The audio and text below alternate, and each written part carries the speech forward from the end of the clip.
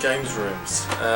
Every retro gaming nerd has one, either in different formats, either really small, say a small shelf of things to, or games or whatever to put to the side, or they have something ridiculously absurd, which is yeah, it's either one extreme or the other. So it's becoming quite popular these days. I think it's since the advent of AVGN showing off his game room back in the day, where everyone's just gone, holy shit, I want that too. But yeah, it's I don't know, I usually find games rooms vids or showing off games room to be a bit wanky, but I've had a couple of requests to show what's sort of going on in my games room, and also because we're doing the thing on Retro Domination as well, where people are showing the games room, so I thought, hey, why not? Alright, I'll get the camera out and show it off, I guess. Starting from the cube, which everyone seems to sport these days, got a couple of Gundams as well as a John Sands Sega SG-3000H, which is which is basically equivalent to a Sega SG-1000, but the home computer version. So, big thanks to Frank Skilton for that one. Moving across, we got some more Gundams, of course, because I'm a big nerd. Neo Geo CD box, which you've seen a video of in the past. Nothing special there.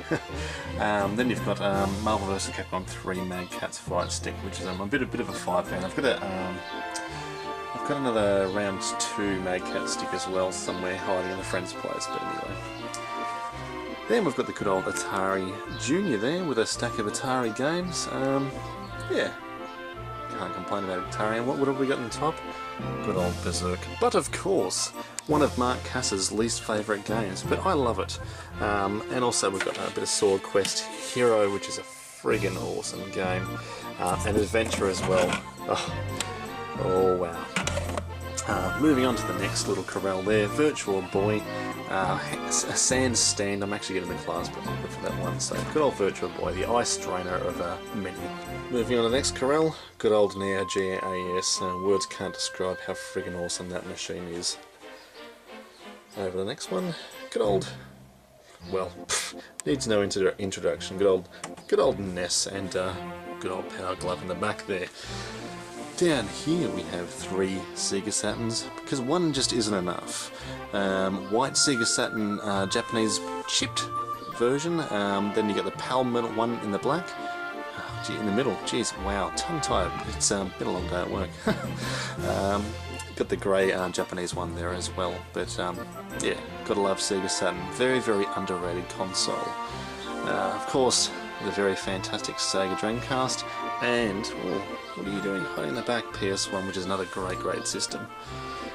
Good old Mega Drive 1, but of course. There's a boxed Rob the Robot, as well as a PS2 there. Good stuff. Down here we've got the Nintendo GameCube, as well as the Nintendo 64, probably my least used consoles. Sorry guys, but not much of an N64 fan. Do like the GameCube though, because it's got a great copy of Ikaruga on there.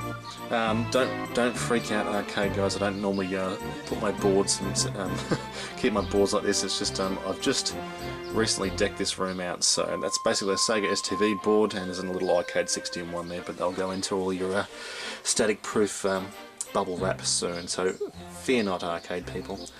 Panasonic Real 3DO FZ10. Good old Super Nintendo.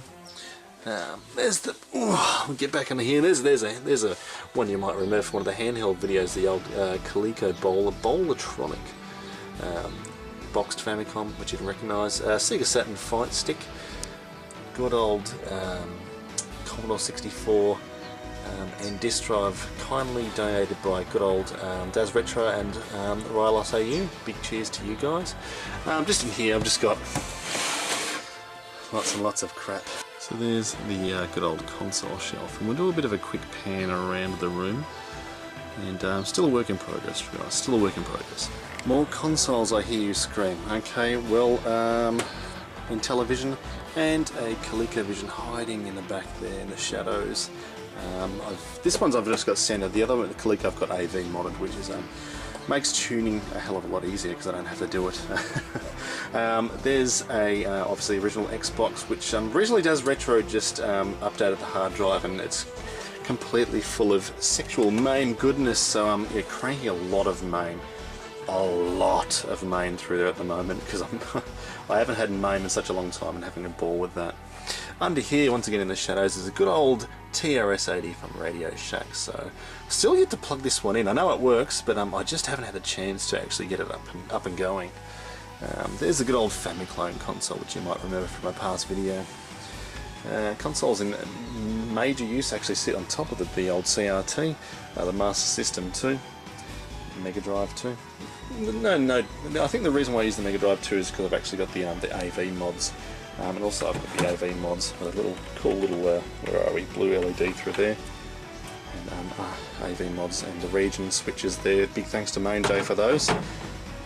And the good old PC engine as well with the AV mods. It's the core one, I think it is, the basic white model, but I've got the AV on that so I don't have to tune, and good old 6-button pad, so Mr. Corley, I don't have to hit select or run when I'm playing Street Fighter, so that's a massive bonus. Over here, Nintendo Wii, of course, cool little console, big fan of it. That one's a Supercom 3, which is a Famicom clone. Bought it under the idea that it was a Genesis clone, but lo and behold, it's a massive Famicom clone, so cool. A couple of my favourite systems down here is the Sega Master System 1 and the good old Sega Mark III, which is a fantastic, sexy machine. Xbox 360 there as well, and hiding behind there is a good old Atari Vader. And what good is a retro gaming collection without boxes and boxes of wires and shit?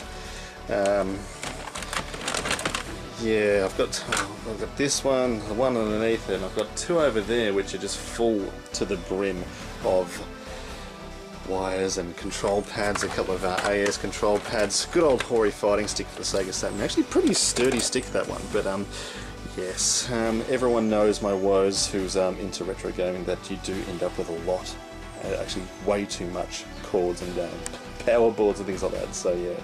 Good is all of those systems without games. So what we'll do is we'll have a bit of a peruse through what I've got here and a couple of bits over there, and let's see what sort of games I've got.